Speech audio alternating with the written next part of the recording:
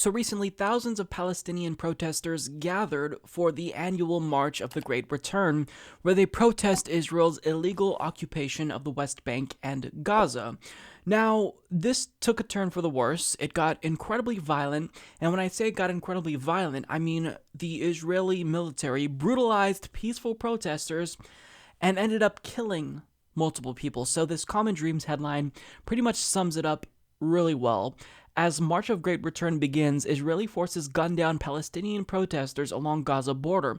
Israeli snipers killed at least 15 Palestinians and injured hundreds more as an estimated 20,000 gathered along the Gaza-Israel border for the launch of the 6-week March of Great Return on Friday.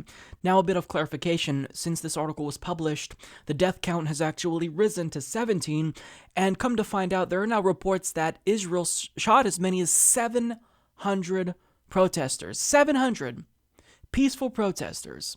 So, as Jessica Corbett of Common Dreams reports, the beginning of the march coincides with the 42nd anniversary of Land Day, when Palestinians worldwide commemorate 6 who were killed by Israeli forces for protesting settlements in 1976. Ahead of the demonstrations, Gadi Eisenkot, Chief of General Staff of the Israel Defense Forces, gave soldiers permission to open fire on mass demonstrations in the event of mortal danger and announced that Israeli forces would deploy more than 100 snipers. The instructions are to use a lot of force, Eisenkot told the Israeli newspaper Yedioth Ahronoth. Organizers of the protesters, meanwhile, have encouraged marchers to remain nonviolent, and according to the Mon news agency, dozens of signs have been set up across the border in Arabic, Hebrew, and English, saying, "We are not here to fight, we are here to return to our lands."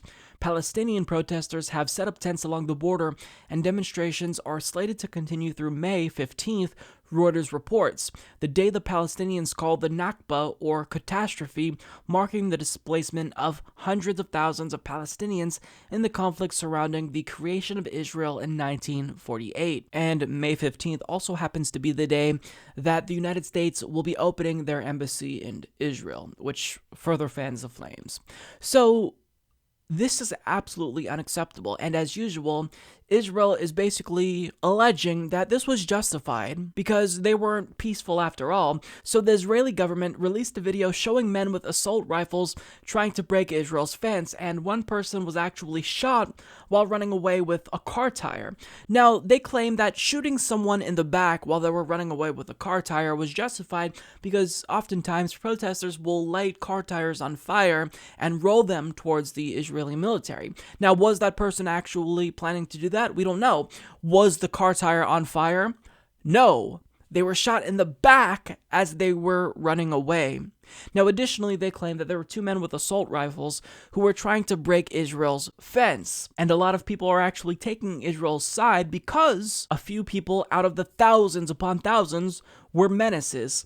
And additionally, Hamas is claiming that 5 of the 6 protesters who were killed were actually Hamas members that decided to participate in the protest. So that may have been 2 of the men that Israel claimed were armed, but regular civilians, the overwhelming majority of which were peaceful, were not armed. And let me remind you that out of tens of thousands of people protesting, there were just a few that were even remotely antagonistic. So there's a lot of people defending Israel because, as usual, media coverage of this is incredibly biased. I believe it was Adam Johnson of FAIR who reported how NPR even covered this in a very biased way. They claimed that there was a violent clash, which implies that both sides were to blame, but in actuality, Israel was brutal here. They decided to kill protesters who were walking away from them. They decided to shoot a protester who was walking towards the fence. They shot someone who was praying, literally. And again, they shot over 700 people. This was a peaceful protest. So even if there were a couple of bad apples in the bunch, you can't tell me that by and large, this was a violent protest. But that's how Israel is depicting this event. Now, if you're still taking Israel's side here and you think that their response was proportional, well, there's actually a video floating around that shows you why the IDF shot one Palestinian protester. It's clear as day. Now, Twitter user Christian Tribert compiled 3 different angles showing a Palestinian protester being shot who was just simply walking towards Israel's border. He was not armed, but yet he was shot. Do you think they were justified in shooting an unarmed protester? If you think that that protester is wrong for trying to antagonize Israeli defense forces and walking towards the border, do you think that the proportional response here is to shoot him? Do you think that shooting someone who was praying was justified? So clearly, as usual, Israel is not allowing Palestinians to protest. I mean, we see the same type of response in the United States towards the BDS movement. This is a peaceful protest that encourages a boycott, divestment, and sanctions on Israel, but yet anyone who does this is penalized. There are some lawmakers who are literally trying to make it illegal to support the BDS movement. So if you're a Palestinian, they try to depict you as a savage. They try to claim that you're overly violent, but when you actually do participate in a peaceful protest, well, they'll still lie anyway and tell you that you were being violent. They'll still say that this was a riot, it wasn't a protest. That's what the Israeli government is maintaining. And really, you're not allowed to speak up. You're not allowed to speak up for your rights. You're not allowed to speak out against Israel's illegal occupation if you're Palestinian. So Bernie Sanders was, I believe, the only U.S. senator at the time I'm recording this that chose to speak out against what Israel did. And this is what he had to say. You tweeted about this yesterday. You wrote, quote, "The killing of Palestinian demonstrators by Israeli forces in Gaza is tragic. It is the right of all people to protest for a better future without a violent response," unquote. The Israeli government called the protests, quote, "violent terror demonstrations." The ambassador of Israel to the United Nations said Hamas fighters were interspersed throughout the crowd using human shields and were killed after making, quote, "direct attacks on Israeli positions." Do you not accept the Israeli government's explanation? No, I don't.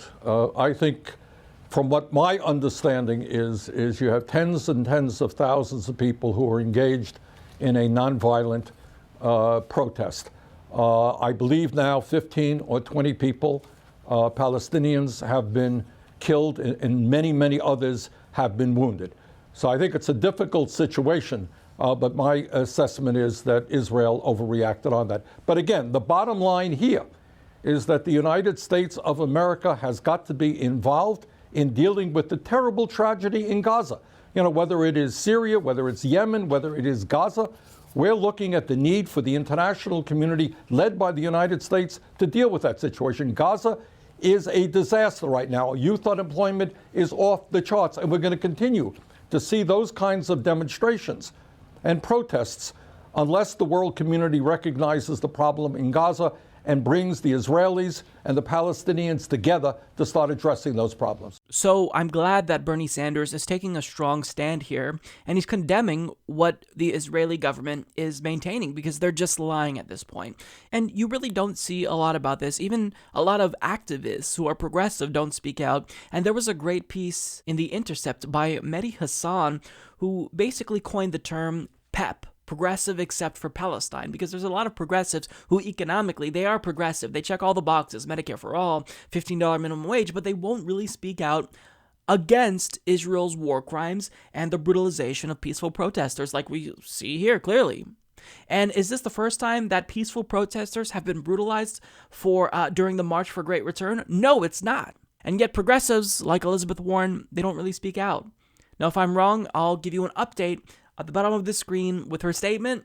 Any other progressives? Jeff Merkley going to speak out? Never.